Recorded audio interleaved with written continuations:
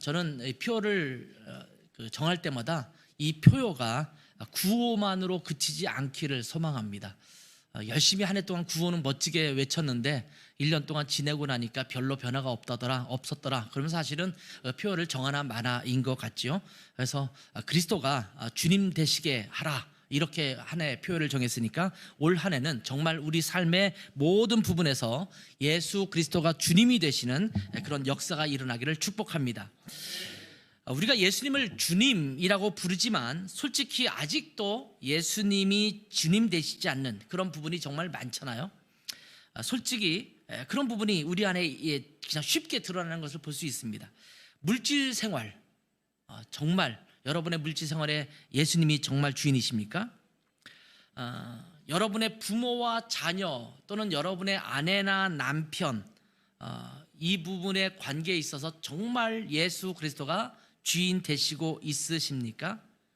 여러분의 미래 또 여러분의 진로, 이것에 있어서 예수님이 정말 주인 되시고 있으십니까? 하찮고 사소한 것처럼 여겨지는 부분도 있죠. 여가 생활 또는 취미 생활, 이런 부분들도 예수님께서 정말 주인으로서 주관하시고 있으십니까? 여러분의 취미 생활뿐만 아니라 직장 생활, 사업체, 그런 부분에서도 예수님께서 정말 주인 되시고 있으십니까? 무엇인가 결정하고 판단하는 일, 이것 역시 정말 주님께서 원하시는 대로 결정하시고 우리는 군말 없이 그것을 따르고 있습니까? 우리는 하나님 앞에 묻기보다, 하나님의 뜻이 무엇인지 헤아리기보다 우리가 원하는 것들을 머릿속에 떠올리고 그것을 계획하고, 그리고 하나님 앞에 이것을 내가 계획했으니 이것을 도와주십시오 라고 하는 하나님을 조력자 정도로 여기고 살아가고 있는 것은 아닌지 모르겠습니다. 가만히 보면 우리의 삶이 그렇지 않습니까? 예수님께서 주인 되신 부분이 그렇게 많지 않은 것 같아요. 내가 다 결정하고 내가 판단하고 내 감정과 내 느낌과 또 내가 지금까지 쌓아왔던 경험들, 이런 것들을 토대로 해서 내가 결정을 하고 주님은 우리를 도와주시는 분, 그 정도로 인식하고 있습니다. 모든 부분에 예수님께서 정말 주인이 되어주시는 축복된 한 해가 올해 한 해 이루어지기를 주님의 이름으로 축복합니다. 그런 주제를 가지고 한 해를 시작했는데 떡하니 첫 해 묵상할 말씀이 신명기였습니다. 신명기라는 것은 거듭해서 명령했다, 이런 의미를 갖고 있어요. 반복해서 명령하셨던 거예요. 출애굽기 역사라든지 아니면 그 이전에 있었던 민수기라든지 출애굽기 이런 내용들을 쭉 읽어보면 거기에도 이미 하나님께서 시내산을 비롯해서 계속해서 모세를 통해서 이스라엘 백성들에게 말씀하셨던 내용들이 등장하고 있는데, 이제는 다시 가데스 바네아라고 하는 그쪽으로 와서 가나안 땅에 곧 이제 들어가기 바로 직전에 모세를 통해서 다시 한번 예전의 일들을 다 회고하면서 너희들 다시 한번 말하는데 가나안 땅 가서는 이렇게 살아야 돼 라고 하는 말씀을 거듭 말씀하시는 장면이 신명기에 있는 내용입니다. 오늘 1장에 있는 말씀을 보면 이스라엘 백성들이 처음에 출애굽을 한 이후에 2년 정도 지나고 나서 역시 가데스 바네아라고 하는 곳에 도착했습니다. 가데스 바네아라고 하는 것은 이제 가나안 땅을 곧 입성하기 전 바로 인문 지역이라고 보시면 돼요.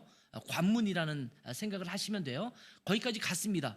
이제 2년 만에 왔고 이제 곧 가나안 땅으로 들어갈 수 있는 그런 상황입니다. 근데 그 가데스 바네아에서 일어났던 일들을 다시 한번 회고하면서 지금 모세가 이스라엘 백성들에게 이야기하는 겁니다. 이제 그 이후로 38년이라는 세월이 더 지났습니다. 그리고 다시 돌고 돌아서 가데스 바네아에 또 다시 온 겁니다. 그러면서 예전에 너희가 이곳에서 있었던 일들을 기억하니?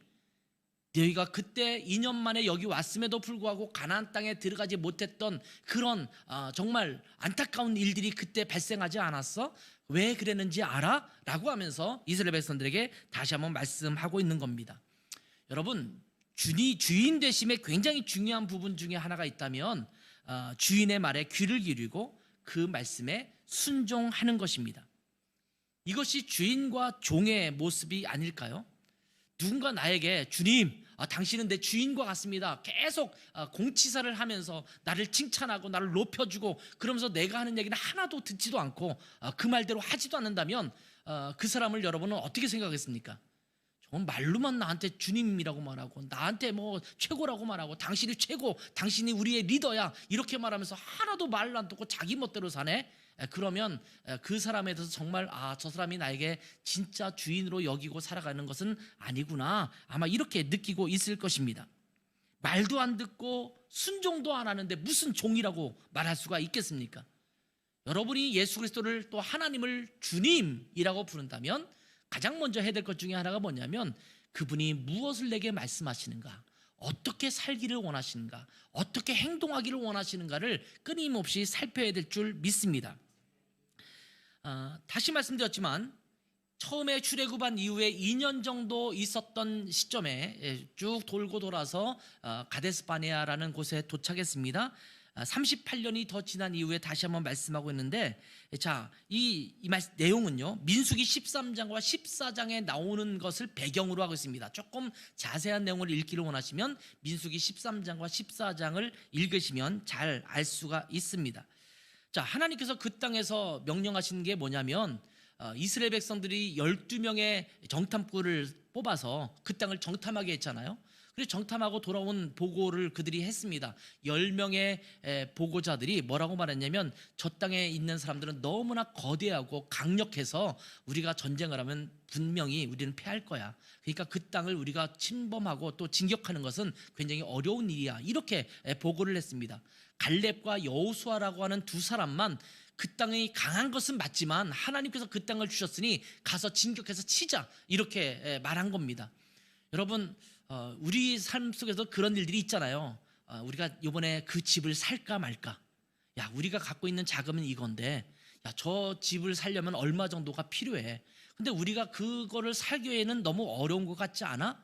이런 일들이 우리 가운데 발생할 수 있잖아요. 아니면 내가 무슨 그 목표를 세웠습니다. 내가 뭐 검사가 되기 위해서 판사가 돼서 사법고시를 치른다 그러면, 야, 내가 지금 실력이 이 정도밖에 안 되는데 내 성적 가지고 내가 법대를 가서 그다음에 그 로스쿨을 가고 이러면서 내가 판사 검사가 될 수 있을 것인가? 아마 우리의 모습들을 돌아보면 이건 지레짐작으로 이거는 나한테 불가능해, 나한테는 재능이 없어, 나는 그런 능력과 실력이 없는 거야, 아마 이렇게 여길 수 있는 부분이 많지 않습니까? 그러니 12명이 똑같은 팩트, 사실을 그들이 보고했어요. 강력하고 그 땅이 적과 꿀이 흐르는 땅에서 분명하지만 너무나 거대해서 우리랑은 잽도 안 된다, 우리는 질 수밖에 없다, 이렇게 생각한 것 아니겠습니까? 그런 상황에서 많은 사람들은 야, 그러지 말고 우리가 저기 침략하기보다는 이 땅 어디선가 우리가 털을 잡고 사는 게 어떻겠어, 아마 이렇게 생각을 할 것입니다. 어제 제가 축구를 봤어요. 굉장히 열을 받았습니다. 왜 이렇게 축구를 못할까? 다들 안 보셨나 봐요. 표정이 없으시네. 아마 어저께 요르단과 우리 한국이 이제 싸우지 않았습니까? 조별 리그를 하고 있는데, 아마 요르단이나 또 여타의 대부분 나라의 국가팀은 지금 한국의 스쿼드가 너무 좋기 때문에, 선수들이 너무 좋기 때문에 야, 한국과 싸워서는 이길 수 없어, 저 나라는 우승 후보 아니야? 뭐 이렇게 생각할 수 있지 않겠습니까? 그러면 전부 뭐 9백, 뭐 10백 이런 말을 쓰잖아요. 9명, 10명이 전부 백을 수비를 하면서 어쩌다 한번 이렇게 공격하자, 이렇게 할 수도 있지 않습니까? 지레짐작으로 그렇게 하는 경우도 있는데, 어저께 요르단이 우리나라랑 해서 2대2로 비긴 거 아시죠? 그것도 우리가 가까스로 무승부를 했어요. 질 뻔했는데 무승부를 했단 말이에요. 근데 여러분, 제가 어저께 경기를 보면서 야, 요르단이 왜 저러지? 이런 생각을 했어요. 물론 그들도 여전히 수비에 집중을 많이 했습니다만 공격을 늦추지 않더라고요. 엄청나게 공격을 해서 결국 우리 수비의 틈을 자꾸 파고들어서 공격을 하는 내용을 보면서 야, 저 친구들은 마치 이스라엘 백성들이 가나안 땅을 차지하는 것처럼 그런 전술을 썼나 보네, 이런 생각을 했어요. 근데 우리는 그럴 때가 많거든요. 우리의 실력과 우리의 형편과 우리의 상황으로 볼 때는 안 돼라고 생각하면서 지레짐작으로 멈추고 있는 겁니다. 이스라엘 백성들이 딱 그런 모습이었거든요. 그런데 문제는요, 하나님께서 그 땅을 이스라엘 백성들에게 주시겠다고 약속하셨습니다. 그리고 하나님께서 그 땅을 진격해서 점령하라고 말씀하셨습니다. 그리고 그 땅을 점령할 수 있도록 내가 힘과 능력을 주시겠다고 그렇게 약속하셨습니다. 하나님께서 약속하시고 그 땅으로 진격하라고 명령하셨음에도 불구하고 우리의 형편과 상황을 보면서 그렇게 행하지 않았던 것입니다. 그러자 하나님께서 그들을 향해서 진노하세요. 그들이 심지어 그냥 쳐들어가지 않은 것뿐만이 아니라 하나님을 원망했습니다. 왜 여기까지 우리를 끌고 와서 애굽 땅에 있게 내버려 두지, 여기까지 끌고 와서 저 강대한 적과 마주쳐서 우리가 이게 죽을 수밖에 없는 그런 상황을 만들었냐라고 원망을 합니다. 34절에 그렇게 원망하죠. 그러자 하나님께서 35절에 이렇게 말합니다. 내가 너희들 조상에게 주기로 했던 그 땅을 볼 자가, 그 좋은 땅을 볼 사람은 아무도 없을 것이다, 이렇게 말씀을 하고 있습니다. 하나님의 약속도 믿지 않고 하나님의 명령도 지키지 않은 그들을 향해서 그 땅을 차지할 자격이 없다, 이렇게 말씀하신 것입니다. 그리고 36절을 보면 오직 여분나의 아들 갈렙은 하나님께 순종했기 때문에 그 땅을 차지할 것이고 그 자손들이 볼 것이다, 이렇게 말합니다. 또 38절에 보면 내 앞에 있는 눈의 아들 여호수아도 거기 들어갈 것이다. 다시 말하면 12명의 정탐꾼 중에서 여호수아와 갈렙, 그 땅을 차지할 수 있겠다라고 말했던, 담대하게 말했던 두 사람만 그 땅에 들어갈 수 있고 그 자손들만 들어갈 수 있게 하겠다, 이렇게 말씀을 하고 있습니다. 왜냐하면 이들이 했던 일은 뭡니까? 다른 것 없어요. 하나님의 약속을 그대로 믿고 하나님께서 말씀하셨으니 그 땅을 차지하자라고 말한 결과 때문에 그들은 그 땅을 차지할 수 있도록 하겠다, 이렇게 말씀하고 있습니다. 그리고 그 당시에 의사결정에 참여할 수 없었던 어린아이들이죠. 그러니까 그 당시에 의사결정은 뭐냐면 내가 그 당시 총은 없었죠. 칼을 잡고 전쟁에 수행할 수 있는 사람들을 성인으로 보거든요. 그리고 그렇지 못한 사람들은 의사결정을 할 수 없는 다음 세대, 2세대가 되는 겁니다. 그 아이들 그리고 그의 자손들만 들어갈 수 있다라고 말씀하는 겁니다. 그래서 39절 보면 너희가 사로잡히리라 하던 너희의 아이들과 당시에 선악을 분별하지 못하던 너희의 자녀들도 그곳으로 들어가서 그곳을 그들의 산업으로 만들게 할 것이다, 이렇게 말씀하고 있습니다. 자, 이것이 지금 배경이에요. 그런데 문제는요, 거기서 끝났으면 괜찮은데 이런 하나님의 진노하심이 나타나자 뒤늦게 이스라엘 백성들이 회개하기 시작합니다. 하나님께서 우리를 그 땅에 못 들어가게 하고 이 광야 땅에서 죽게 하신다라는 이야기를 들으니까 겁나잖아요. 그러니까 다시 이야기합니다. 하나님, 우리가 잘못했습니다. 이제라도 우리가 가서 싸우겠습니다. 그 땅을 차지하겠습니다. 그렇게 이야기를 했습니다. 왜냐하면 43절에 이렇게 말했잖아요. 너희가 듣지도 아니하고 여호와의 명령을 거역하고 거리낌 없이 산지로 올라갔다. 여러분, 올라가지 말라고 했어요. 42절 보면 올라가지 말라, 싸우지도 말라, 내가 너희와 함께 있지도 않을 거니까 너희는 패할 것이다, 이렇게 말씀하고 있어요. 그런데 뭐라고 말하고 있어요? 거리낌 없이 산지로 올라갔다. 가라고 할 때는 못 가겠다고 발버둥 치다가 이제는 가지마, 싸우지도 마, 이렇게 말하니까 거리낌 없이 그들은 산지를 향해서 올라가고 있는 장면을 보게 됩니다. 결국 45절 보면 이제 대패를 해서 와서 통곡하면서 하나님 앞에 다시 한번 울부짖는 그런 장면들이 나오고 있습니다. 이 장면이 마치 청개구리 같죠. 가라고 하면 안 갔다가 가지 말라라고 말하면 다시 가는 그런 일들을 보게 됩니다. 그러면서 46절에 보면 가데스에 머문 날 동안, 이 가데스에 머문 날이 뭐냐면 이 여리고와 비롯해서 그쪽에 있는 땅을 정탐했던 시간이 40일이었습니다.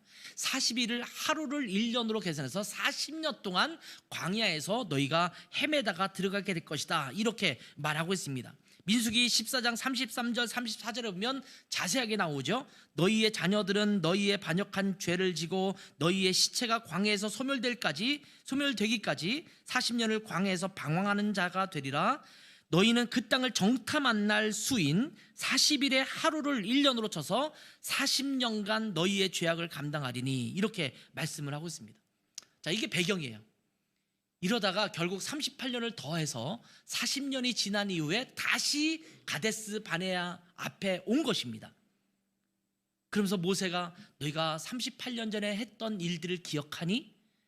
그들보다는 사실은 그들의 조상들이었겠죠. 그때 태어난 사람이 40살이었을 테니까 그 당시에 아직 총칼은 들지 못하지만 그랬던 사람이 10대라고 치면 50대 60대 이런 사람도 있을 수 있겠죠. 그런 사람들 앞에서 지금 이야기를 하고 있는 것입니다. 그러면서 그런 일이 반복되지 않도록 하라, 이렇게 말씀하세요. 근데 여러분, 이렇게 말씀하시면서 이야기하고 있는 내용이 뭐냐면 전능자 하나님께서 함께 하신다면 너희는 안전할 것이다. 이렇게 말씀하고 있는 겁니다. 누가 우리의 주인이 되느냐에 따라서 우리의 안전도가 달라집니다. 여러분, 하나님이 여러분의 주인 되십니까? 그리스도가 여러분의 주님 되십니까? 그렇다면 주님이신 그리스도를 또 하나님을 온전히 의지해야 합니다. 아무리 어렵고 힘든 상황이라고 여겨질지라도 하나님께서 우리의 주인 되신다면 모든 것이 안전할 것이기 때문입니다. 믿으십니까? 그래서 올해 한 해 우리가 그리스도가 주인 되시게 하라 했잖아요. 올해 안에 우리 삶이, 여러분의 가정이, 여러분의 사업체가, 여러분의 직장이, 여러분의 학업이 주님, 하나님이 주인 되신다면 안전할 줄 믿으시기 바랍니다. 여러분 올해 안에 안전하실 거예요. 만물의 주관자이신 창조주 하나님께서 우리의 주인 되신다면 얼마나 멋진 인생이 될까요? 사실은 우리의 주인 되신 하나님께서 우리 인생을 어떻게 살라라고 이 성경을 통해서 말씀하셨잖아요. 그러면 이 말씀은요, 우리 인생에 대한 매뉴얼이에요. 매뉴얼. 인생을 이렇게 살아야 하나님께서 기뻐하시는 인생이 될 거야 라고 우리 가운데 매뉴얼을 주신 거거든요. 그러면 이 매뉴얼대로 써야지만 우리의 인생이 복되지 않겠습니까? 어떤 사람들은 전자제품을 샀을 때 매뉴얼을 안 읽고 무조건 켜보기부터 시작하는 사람들이 있을 거예요. 뭐 남녀를 구분하면 안 되지만 대부분 우리 자매님들이 그러는 것 같아요. 안 읽어요. 그냥 왜 종이 쪽지가 이런 게 들어가 있지? 그러고 이제 치워놓고 일단 켜보기 시작하고 왜 안 돼? 짜증내고 그러면서 이것저것 해보다가 이제 스스로 습득하는 그런 분들이 있는 것 같아요. 근데 보통은 매뉴얼이 있으면 매뉴얼을 꼼꼼히 읽어보고 전원은 어떻게 켜고 또 어떻게 사용하고 이것을 잘 보지 않습니까? 안 그러면요, 과부하가 걸리든지 해서 금방 망가지기가 쉽거든요. 자동차를 사셔도 마찬가지인데 저는 운전을 굉장히 오랫동안 했거든요. 제가 군대에서 운전병으로부터 시작해서 운전을 했으니까 운전을 정말 오랫동안 했죠. 군대에서는 정비까지 배우니까 일부 아주 간단한 정비까지도 하면서 제가 쭉 살아왔는데, 저는 지금도 차를 새로 구입하면 굉장히 꼼꼼히 쳐다보는 편이에요. 매뉴얼도 좀 읽어보고. 사실은 뭐 자동차가 다 그거지 뭐 얼마나 크게 다르겠습니까? 그래서 그런지 저는 비교적 제 차량에 있는 기능들을 굉장히 많이 활용하고 있는 것 같아요. 옆에 있는 사람들이 타면 목사님 이거 이런 기능도 있어요? 이거 옛날 차도 다 있는 기능이에요. 근데 모르는 분들이 참 많더라고요. 매뉴얼을 안 보니까 그 자동차의 내용들을, 기능들을 10분 사용하지도 못하고 때로는 잘못 사용해서 망가뜨리는 경우도 있거든요. 여러분의 인생이 왜 망가지고 있습니까? 하나님께서 우리에게 주신 매뉴얼이 있는데 매뉴얼을 자꾸 안 들춰봐요. 그러니까 이번에는 한번 1년 동안 들춰보자. 매뉴얼을 꼼꼼히 한번 읽어보자. 그래서 여러분 성경 일독하는 것 아니겠습니까?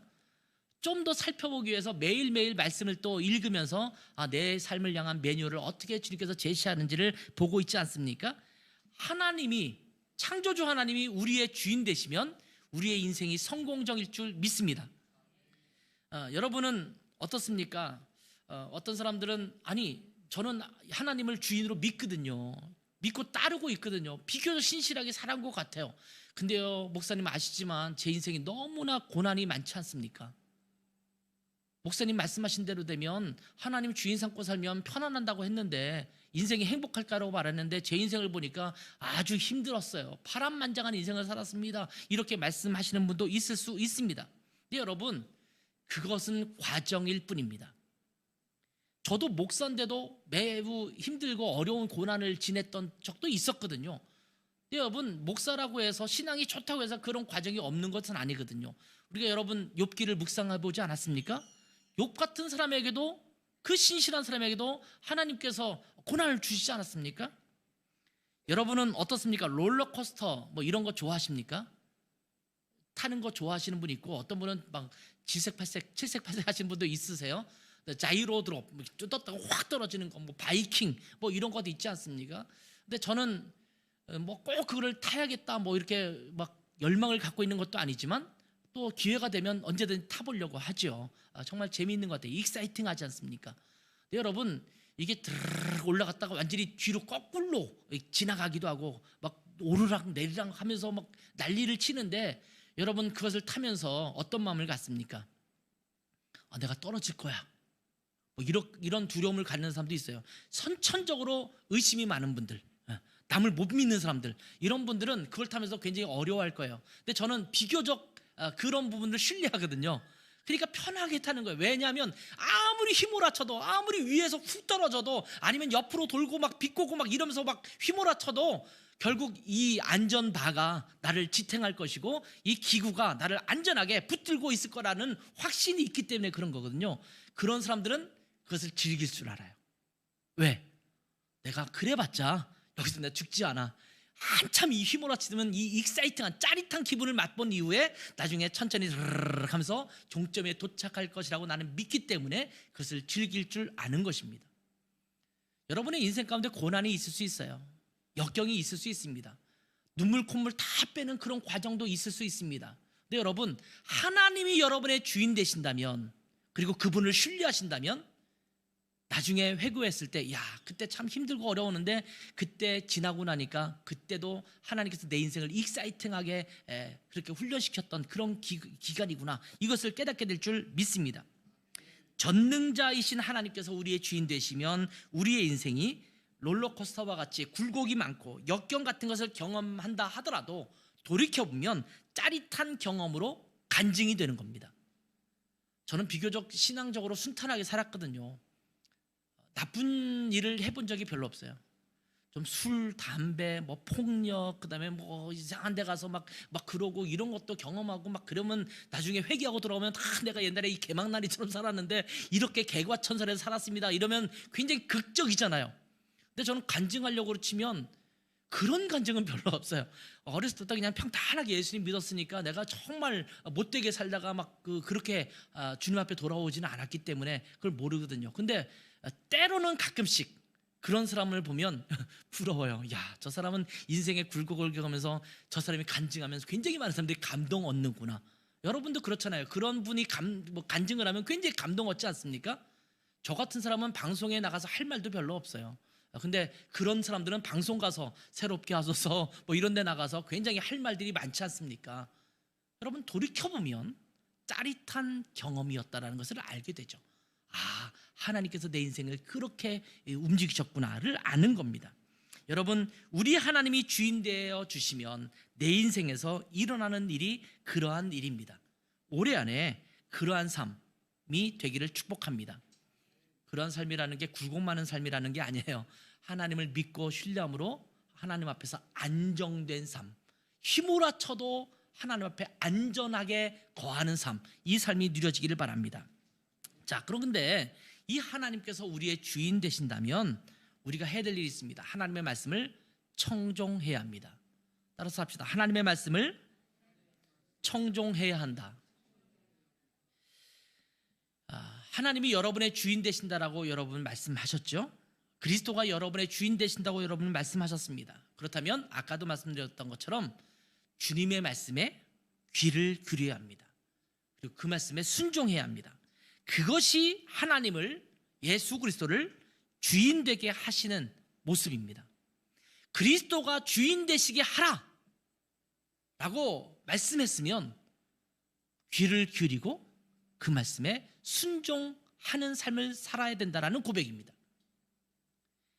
하나님의 말씀에 귀도 기울이지 않고 듣지도 않고 따르지도 않으면서 주님이라고 여러분 말할 수가 있겠습니까? 오늘 본문을 보면 하나님께서 가라고 하면 가고 가지 말라고 하면 가지 말라는 메시지를 주고 있는 겁니다. 여러분 생각해 보세요. 이스라엘 백성이 마주 싸워야 할 아모리 족속은 그냥 그대로 거기에 있었습니다.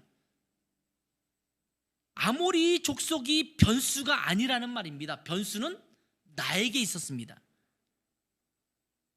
나의 대적, 나의 상황이 변수가 아닙니다. 변수는 나에게 있습니다.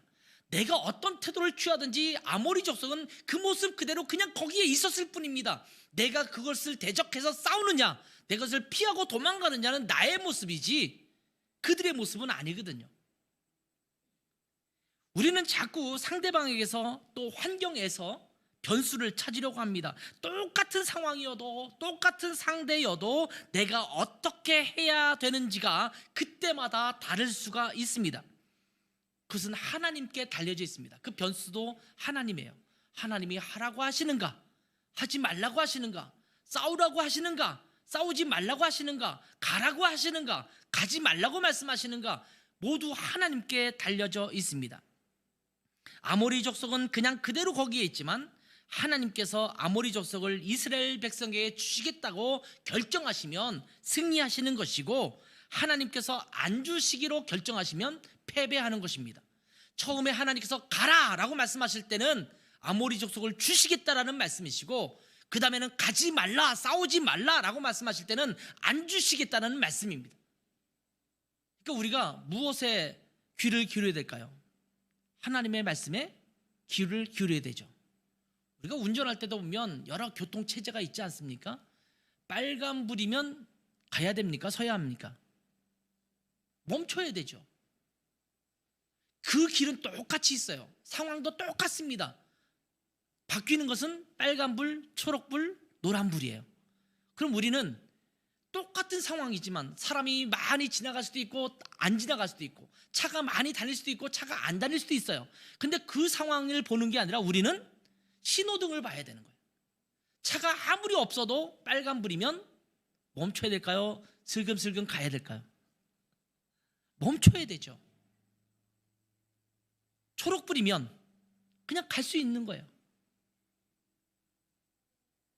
하나님의 말씀이 우리의 신호등입니다. 말씀하시면 가고, 가지 말라고 말씀하시면 멈추는 것이 우리의 모습이어야 합니다. 그렇기 때문에 내가 파악하는 상황, 내가 생각하는 판단, 이것보다도 하나님께서 무엇이라고 말씀하시는가, 하나님께서 어떤 명령을 내리시는가가 무엇보다도 중요합니다. 그리고 하나님께서 말씀하시면 일단 그 말씀에 순종해야 합니다. 제가 이 말씀을 준비하면서 고민했던 그 성경 구절이 있어요.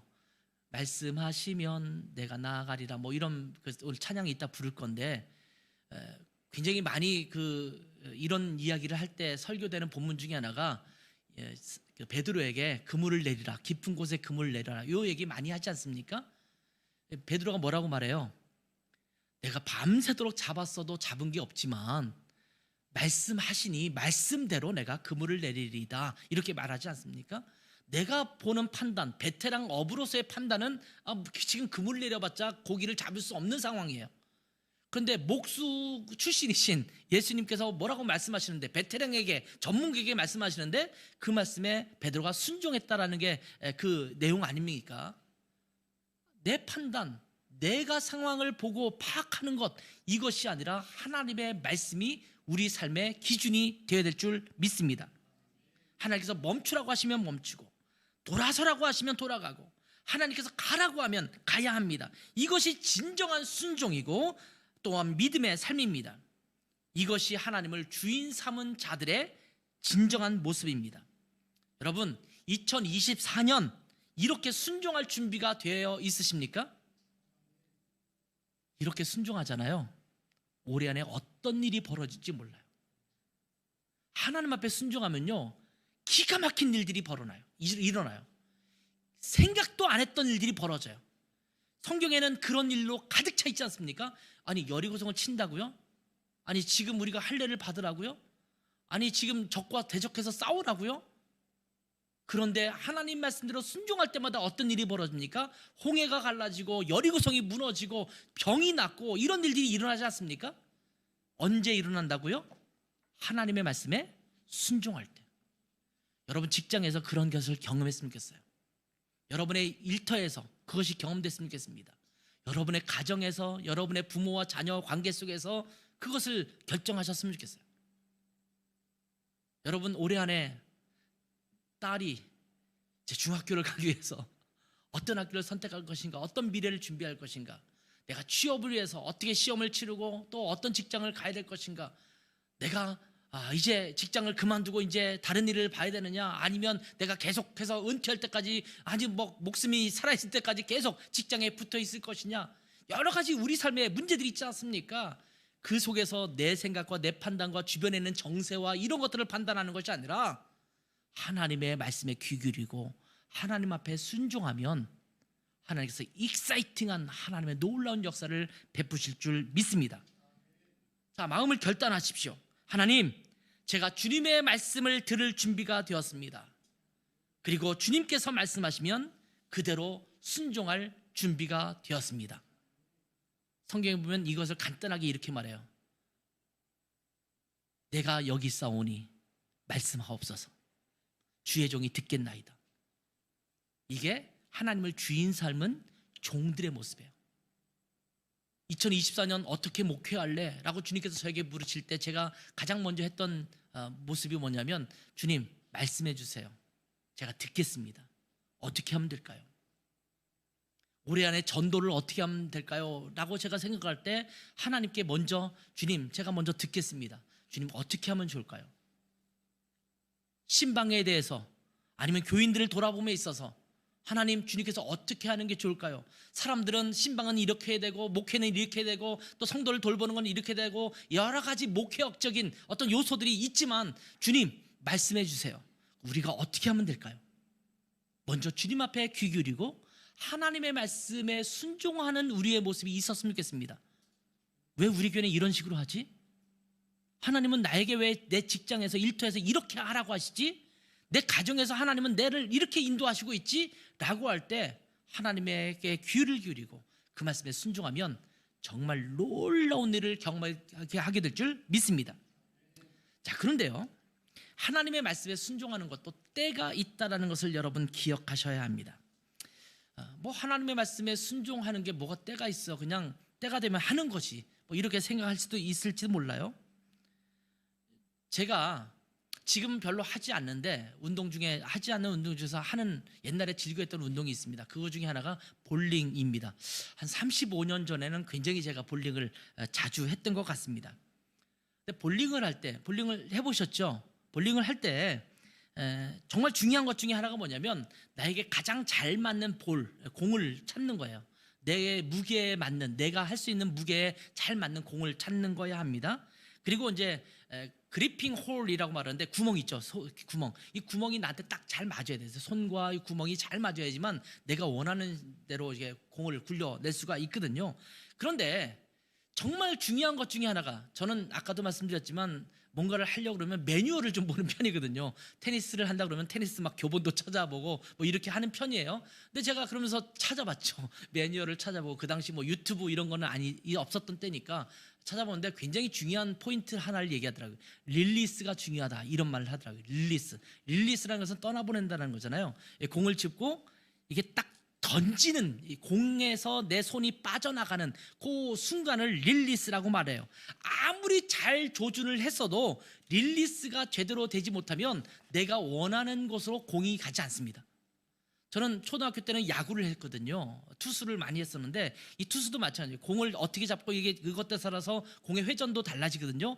근데 아무리 내가 이걸 잘했는데도 불구하고 내가 공을 놓는 순간이 살짝 빗나가면요, 내가 원하는 방향으로 공이 가지 않습니다. 릴리스, 이 때죠. 타이밍이죠. 타이밍이 정말 중요한 것 같습니다. 모든 운동이 그런 것 같아요. 내가 뭐 타격을 할 때에도, 공을 칠 때에도 가장 그 순간에 딱 맞아야지, 잘못 맞으면 내가 원하는 방식으로 공이 가지 않거든요. 어저께도 축구 얘기 또 합니다만, 갖다 발을 댔는데 그 타이밍이 안 맞으니까 공이 자꾸 뜨는 거잖아요. 가장 적당한 때에 가장 적당하게 공을 킥을 해야지만 제대로 갈 수 있는 것 아니겠습니까? 하나님의 말씀에 순종하는 것도 마찬가지입니다. 자, 지금이야, 빨리 가! 그러면 머뭇머뭇거리지 말고 빨리 가야 합니다. 말씀하시면 일단 순종해야 합니다. 두려움 때문에, 여러 상황들 때문에 머뭇거리다가 그 타이밍을 놓칠 때가 있습니다. 성경에서는 이 때를 굉장히 중요하게 여깁니다. 여러분, 성경에 보면 때가 참에 라는 표현이 등장합니다. 자주 등장하는 표현입니다. 하나님의 때라는 표현도 굉장히 자주 등장합니다. 이 때라는 이야기를 할 때마다 자주 나오는 헬라어 두 개가 있죠. 여러분, 이 정도는 여러분이 잘 알고 있으면 좋겠죠. 자, 헬라어, 때를 나타내는 헬라어가 뭐가 있어요? 하나는 벌써 등장했군요. 카이로스, 하나는 크로노스예요. 하나님의 때를 말할 때는 카이로스라는 단어를 써요. 카이로스. 기회라는 말로 번역되기도 해요. 기회는 한 번 지나가면 놓친다라는 말이잖아요. 그래서 이거를 카이로스라는 신도 있거든요. 이 신의 형상을 가지고 앞머리는 더벅머리지만 뒷머리는 민머리고 뭐 이런 형상이 있어요. 한 번 기회가 왔는데 놓치면 잡을 수 없다, 이런 의미의 단어입니다. 카이로스라는 단어와 신의 이름도 카이로스라는 신의 이름이 있는 겁니다. 그런데 이것은 하나님의 때, 그 딱 정확하게 정해진 그때를 말하는 겁니다. 우리가 한국말로 말하면 시각, 어떤 특정한 시점을 말하는 거죠. 그때를 카이로스라고 말해요. 근데 일반적으로 흘러가는 시간, 이런 것들을 말할 때는 크로노스라는 단어를 사용해요. 일상의 시간을 말하는 것입니다. 근데 하나님께서 정해주시는 그 카이로스, 그때 지금 해야 돼 라고 말씀하실 때에 머뭇거리다가 그 시간을, 그 카이로스를 놓치면 안 됩니다. 그 카이로스가 지나가면 어떻게 해야 될까요? 어떻게 해야 돼요? 주어진 카이로스가 떠났어요. 어떻게 하시면 돼요? 다시 묻는 거예요. 하나님의 때를 다시 묻는 겁니다. 우리가 범하기 쉬운 실수가 뭐냐면 하나님의 때를 놓쳤습니다. 그리고 실패가 되거나 어려움이 있었어요. 근데 그 다음에도 똑같이 묻지 않고 하나님께서 그 전에 했던 말씀을 그냥 그럼 지금이라도 해야지 라고 할 때 망할 수가 있어요. 그런 예 중에 하나가 여리고성 아닙니까? 여리고성 하나님이 치라고 해서 쳤어요. 그런데 그 다음에 어떤 성이었어요? 아이성이라는 자그마한 성을 치는데 그때는 하나님 앞에 묻지 않습니다. 마치 여리고성을 쳤을 때 하나님께서 말씀하신 것이 지속돼서 아이성까지 지속될 거라고 착각한 겁니다. 다시 물어야 되거든요. 그러면 이스라엘이 범했던 범죄를 주님께서 먼저 지적했을 것이고 그 문제를 해결한 다음에 그럼 이제는 아이성을 쳐라, 이렇게 말씀하실 수 있는데 한 번 물었던 말씀을 그 다음에 계속 적용하려고 해서는 안 된다라는 겁니다. 그래서 매일매일 말씀 묵상하셔야 돼요. 어제 묵상하고 지난주에 묵상하고 지난달에 들었던 설교, 이것을 돌이키면서 지금 자꾸 그때의 결정과 그때의 마음을 지금도 계속 울고 먹으려고 해서는 안 된다라는 겁니다. 곰탕은 울고 먹을수록 좋지만 말씀은 매일매일 새로워야 될 줄 믿습니다. 매일매일 들으셔야 돼요. 하나님의 카이로스가 떠났다, 지났다, 그럼 다시 묻는 겁니다. 하나님, 아직도 유효합니까? 지금도 행할까요? 그러면 하나님께서 말씀하시겠죠. 그래, 지금이라도 해, 또는 아니, 멈춰, 이렇게 말씀하실 수 있을 것입니다. 이스라엘 백성들은요, 아모리 족속을 쳐서 그 땅을 정복하라는 말씀에 순종하지 않았습니다. 그리고 하나님께서 진노하셔서 순종하지 않는 자들에 대한 징계를 하나님께서 주시니까 갑자기 마음을 돌이켜서 아모리 족속과 싸우러 나겠다고 나섭니다. 근데 여러분, 하나님께서 뭐라고 말씀하셨어요? 그래, 지금이라도 늦지 않았어, 싸워, 이랬으면 괜찮았을 거예요. 그런데 하나님께서 싸우러 가지 말라, 올라가지 말라, 너희는 패할 것이다, 이렇게 말씀하셨음에도 불구하고 또 듣지 않습니다. 기어이 아모리 족속에게 진격합니다.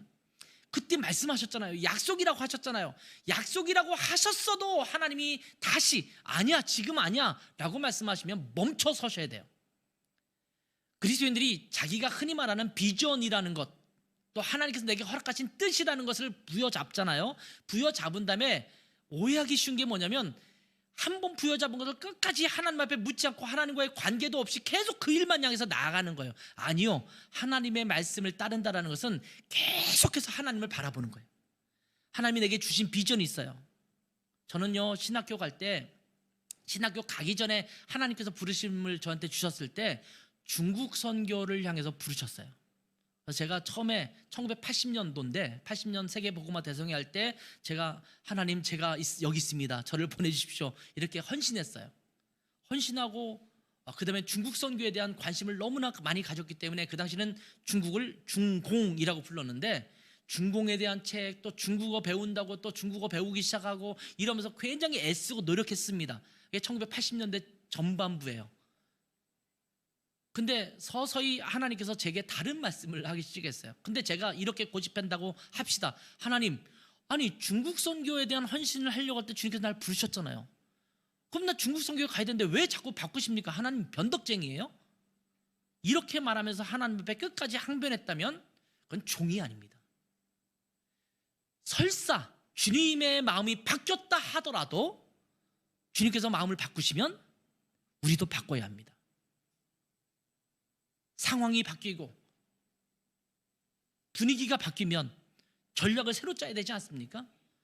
하나님께서 나를 중국으로 부르셨지만 시간이 지나면서 하나님께서 저에게 다시 그래 너는 이 일에 사용되면 좋겠다, 다시 요걸 이렇게 사용하면 좋겠어 라고 말씀하시면 그것에 순종해야 될 줄 믿습니다. 자, 하나님께서 말씀하실 때 순종하지 않으면 불순종입니다.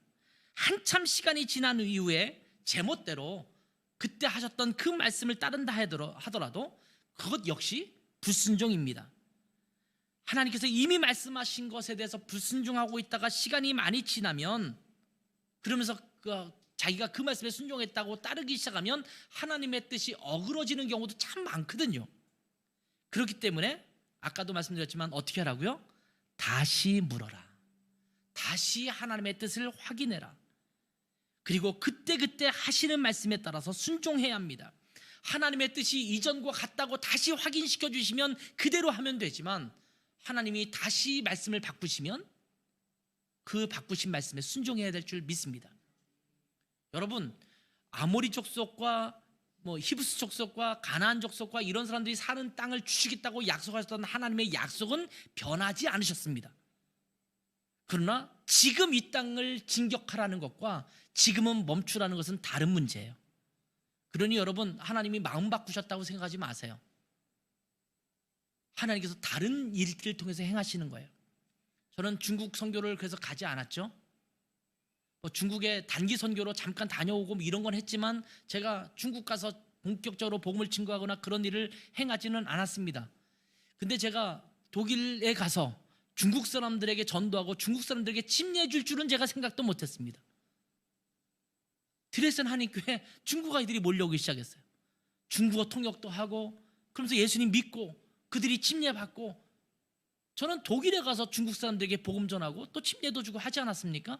하나님께서 어떤 상황을 통해서 일하실지 모르시는 거잖아요. 그때마다 주님께서 말씀하시는 것에 귀 기울이고 주님 앞에 들어야 될 줄 믿습니다.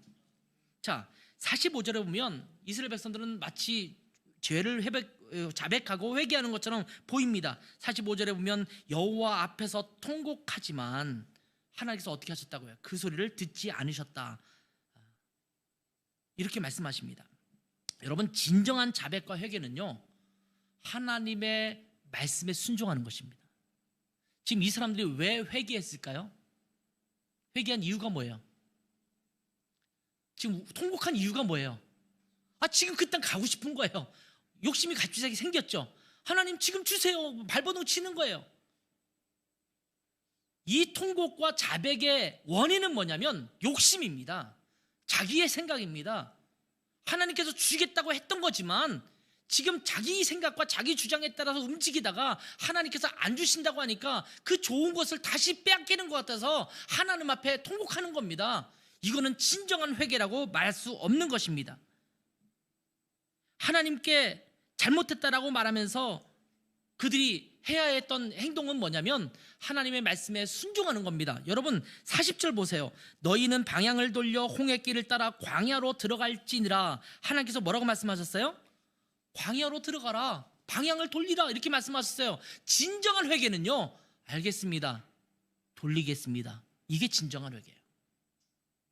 발버둥 치면서 아니요 잘못했어요, 뒤는 달래니까요, 주시고자 했던 거 주세요, 왜 지금 안 줍니까, 이렇게 고집 부리는 게 회개가 아니에요. 근데 우리는요, 우리 삶 속에서 실제로 그런 회개가 많아요. 잘못을 회개하는 게 정말 내 마음을 주님 앞에 맞추기 위해서 회개하는 게 아니라 주님 앞에 잘못해서 못 받은 거 다시 받으려고 회개하는 데가 많거든요. 그건 진정한 회개가 아닙니다. 41절 보세요. 우리가 여호와께 범죄하였사오니 우리 하나님께서 우리에게 명령하신 대로 우리가 올라가서 싸우리라. 자, 보세요. 하나님, 우리가 잘못했습니다. 고백이 나왔는데 그 다음에 뭐예요? 가지 말라고 하셨지만 그냥 가겠습니다. 이 회개 기도가요, 되게 웃긴 기도예요. 말도 안 되는 기도예요. 서로 말이 안 되는 게 붙어있는 기도입니다. 우리가 잘못했어요. 그러면 어떻게 해야 돼요? 들어야죠. 순종해야 되죠. 아빠 잘못했어. 그렇지만 내가 하고 싶은 거 할래. 이거랑 똑같은 거거든요. 그럼 여러분 자녀가 그렇게 말하면 그걸 진정한 회개라고, 또한 얘가 잘못했다고 고백하는 거라고 여기시겠습니까? 아빠한테 잘못했어. 그렇지만 나 계속 하고 싶어. 이거는 회개가 아니죠. 지금 이스라엘 백성들이 그렇게 하고 있는 것입니다. 42절에 분명히 말씀하셨잖아요. 올라가지도 말고 싸우지도 말라. 그런데 43절 보세요. 명령을 거역하고 거리낌 없이 산지로 올라갔다. 이 41절부터 쭉 이어지는 말씀이 참 재미있는 변화거든요. 마치 자백과 회개의 모습을 지녔지만 여전히 자기들의 생각, 또 자기들의 고집에만 창념하고 있는 이스라엘 백성의 모습입니다. 이것은 하나님을 향한 진정한 순종이 아니라 여전히 불순종임을 기억해야 합니다. 여러분, 하나님께 순종하지 않으면 우리의 문제가 해결될 수 없습니다. 그리고 순종할 때에도 때가 있습니다. 하나님의 때. 그때 하나님께서 말씀하시는 그대로 순종하는 것이 필요합니다. 그래서 쉬지 말고 기도해야 돼요. 계속 기도하면서 하나님의 의견을 물어야 돼요. 하나님의 뜻을 찾아야 돼요. 2024년이 시작되었습니다. 그리고 한 해가 우리 앞에 펼쳐져 있습니다.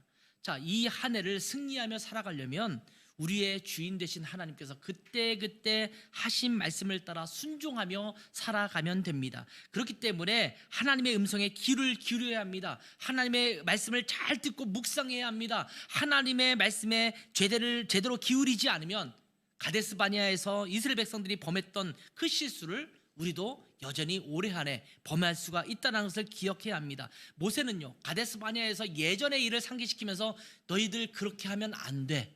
다시 가나안 땅 앞에 왔어? 너 옛날 기억하지? 하나님께서 말씀하시면 그 말씀에 무조건 순종해. 너에게 법도와 규례와 이론들 주시는데 그 말씀에 그냥 군소리 없이 순종해. 너희의 생각과 고집, 목이 뻣뻣한 그 모습을 갖지 말고 그냥 순종하며 살아. 이것이 신명기에서 이스라엘 백성에게 주시는 하나님의 말씀입니다. 여러분, 기억하세요. 내 삶의 구체적인 부분에서 구체적으로 하나님의 말씀을 듣고 순종하십시오. 이거 한번 읽어볼까요? 시작. 내 삶의 구체적인 부분에서 구체적으로 하나님의 말씀을 듣고 순종하십시오. 순종하라고 그러면, 하나님 말씀 들으라고 그러면 하나님 말씀 들어야죠, 읽어야죠, 묵상해야죠 이러고 넘어가요. 근데 구체적인 삶의 그 부분에 들어가면 전혀 적용되지 않아요. 아까도 말씀드렸잖아요. 여러분의 직장, 진로, 자녀, 또 뭐 물질, 뭐 여러분이 투자할 거냐 말 거냐, 취미생활, 이 모든 구체적인 부분에 하나님의 말씀을 들으세요. 그리고 그것에 순종하십시오. 그러기 위해서 올해 안에 제가 리스트를 뽑았어요. 첫 번째, 성경 통독합시다. 성경 읽으세요. 지금 출애굽기 읽고 있죠? 이제 출애굽해서 하나님 앞에 찬양하고 막 영광 돌리잖아요. 물론 이미 앞서가신 분도 있지만 지금 그런 과정이에요. 읽으세요. 얼마나 익사팅합니까? 성경 묵상하세요. 큐티 꼬박꼬박 하세요. 매일매일 물으시면서 들으셔야 돼요. 어떤 때는 암송도 필요합니다. 성경 암송도 하세요. 우리 성도들 중에서도 암송을 별로 좋아하지 않는 분들이 여러 분 되시는 것 같아요, 보니까. 근데 암송을 하실 수 있도록 하시면 좋을 것 같아요. 또 설교를 잘 듣고 여러분 메모도 하셨으면 좋겠어요. 여러분 주보를 나눠주는데 주보에 보면 3면에 메모칸이 있잖아요. 그 메모칸에 설교라도 이렇게 작성하시면 좋아요. 굵직한 내용들을 적고 1년치 주보를 모아놓고 딱 제본해 놓으면 정말 좋은 자료가 돼요. 거기 내용들이 좋은 내용 많잖아요. 제가 글을 잘 쓰잖아요. 그 좋은 내용들을 잘 모아놓고 또 설교도 메모도 하시고 설교 노트를 작성하시는 것도 필요합니다. 성경을 공부하세요. 1:1 양육을 하든지 또 성경 공부할 수 있는 시간이 있으면 여러분 찾아가서 하십시오. 그리고 묵상한 말씀대로 살아가시면 좋겠습니다. 그래서 이렇게 새롭게 시작되는 한 해, 하나님 말씀을 잘 듣고 그 말씀에 순종하며 살아가는 복된 한 해가 되기를 주님의 이름으로 축원합니다. 기도하겠습니다. 하나님 아버지, 우리의 삶의 구체적인 부분에서 구체적으로 하나님의 말씀을 듣고 순종하는 제 삶이 되기를 원합니다. 그냥 뭉퉁그려 하나님께 순종하겠습니다가 아니라 내 삶에 현실적으로 부딪히는 모든 상황 속에서 하나님께서 무엇이라고 말씀하시는지 하나님의 말씀에 귀 기울이게 도와주시고 그 말씀하시는 것에 따라서 사업체도 운영하고 직장 생활도 하고 자녀들과의 관계도 나누고 부모님을 섬기고 또 앞으로의 미래도 이야기하면서 하나님께서 말씀하시는 그것에 순종하며 하나님께서 허락하신 익사이팅한 놀라운 축복의 삶을 살아가는 2024년 될 수 있도록 은혜 베풀어 주시기를 원합니다. 감사하며 예수님의 이름으로 기도했습니다. 아멘.